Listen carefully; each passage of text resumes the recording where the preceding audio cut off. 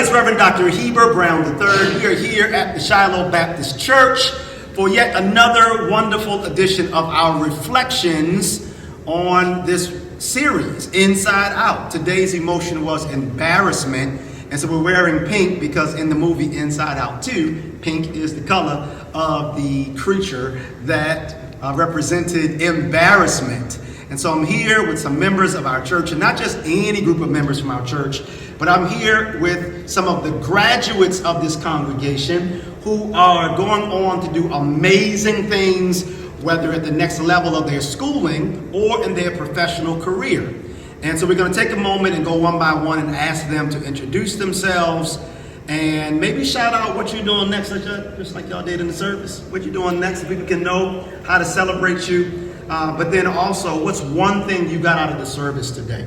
After y'all go through and share that, I'm so grateful that today we have Dr. Joanne Frederick with us. Thank you for being with us.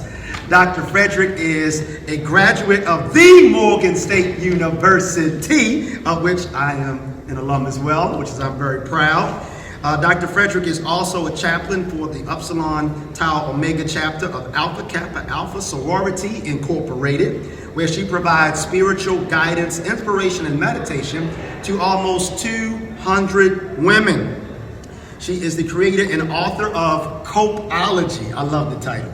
The anthology book that helps people use their spirituality to cope with life events. And finally, Dr. Frederick is an associate professor in the counseling programs at George Mason University. After these graduates have shared, I'm going to talk with Dr. Frederick a little bit about maybe some tips, some tools, some insights that can help you as you walk into your next chapter of life. As I was sharing with you, Kristen, before we went live, I remember what it was like to be nervous when I was going to college. And as big and bad as I thought I was, and I was ready to take on the world, I was scared. I was nervous, I did not know what would happen next. And I just remember all of the different emotions that was going on inside of my head and in my heart at that time.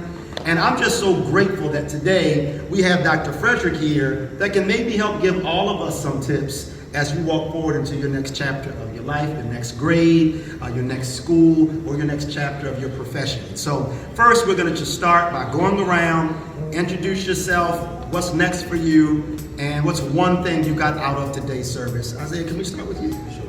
My name is Isaiah Graves. After graduating from Towson, I'm going to be teaching at Ross Elementary, 5th grade. And one thing that stuck with me from the service today was really about how when we're young and when we get older, the feeling of embarrassment really isn't there. It's at these middle ages, kind of like where I'm at right now, between adolescence into like young adulthood, where you kind of like ponder on like always wondering about like what people are going to think about you. And that's something that I feel like everybody can admit they struggle with, whether you say it out loud or not.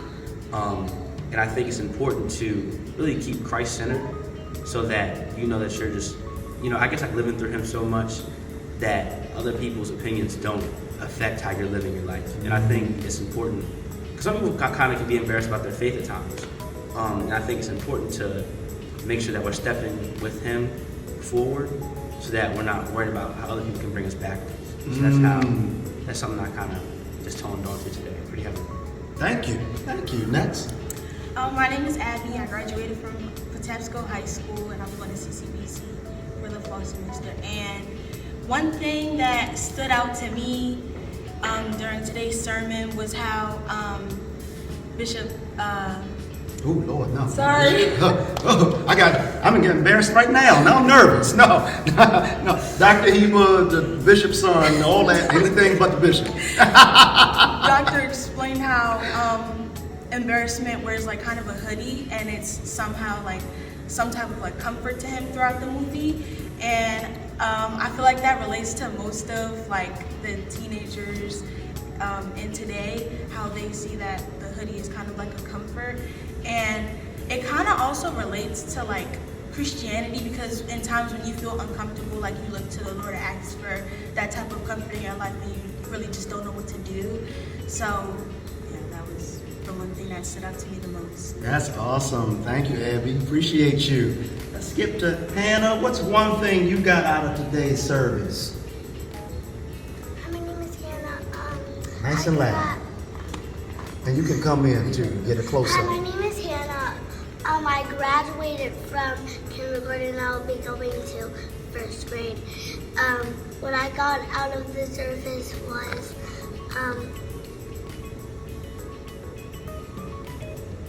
Or what did you like about this? What's one thing you liked about the service? I liked that I learned that old times when they wear Say it again.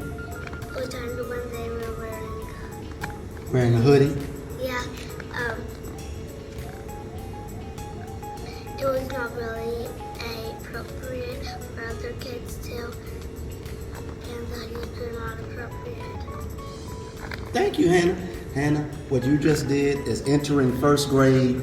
I was not able to do. I am inspired by you. Thank you for sharing. Yes, next. Hi, my name is Nathaniel. I'm graduating from Gilman School and I will be attending Davidson College. And one thing that I'm really taking away from this service is never letting embarrassment hinder growth, especially when it comes to like creativity. I find myself to be, I consider myself a creative person, and so just thinking about the kind of different things that I do, like especially with poetry, I never want to let embarrassment be something that hinders something that could be great. Nathaniel, you said poetry?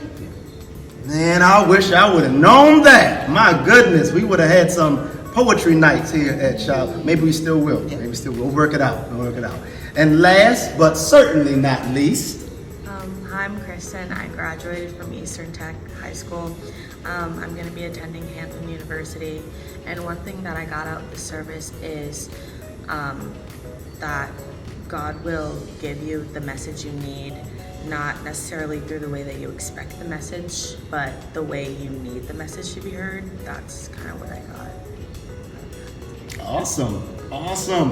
Well, thank all of y'all for sharing. I got to admit that, like all of the rest of the emotions, embarrassment is an equal opportunity emotion, that we all will feel it from time to time. But I love what some of you have said just about ways to acknowledge that, but also ways to not allow that to be the thing that blocks you from sharing your creativity or sharing all that you know. I still feel embarrassed. I feel embarrassed every time I stand to preach. Can I just be honest with y'all? Oh my Lord, I feel so embarrassed if I stumble on a word. Or have you ever had the experience of like your brain moving faster than your mouth? And it's like your brain and your mouth is trying to catch up? Yeah, that's a crazy experience. That's a wild experience. But it's even wilder when you have it in front of 200 people. It's like, oh great, thank you. That's so embarrassing. But one of the things that helps me when I have those moments, and I have them a lot, one of those things that helps me is that when I remember why I'm doing what I'm doing anyway, like it's not even about me. It's about God. And so if I'm gonna look foolish in the eyes of somebody or embarrass myself greatly, I would much rather embarrass myself because I'm trying to glorify God than embarrass myself just for the sake of embarrassing myself. You know what I mean? And so it's something that we all go through, whether you are college graduate, whether you're going to first grade, whether you're a not bishop, or whether you're going to college or university or college or profession. It's something we all experience.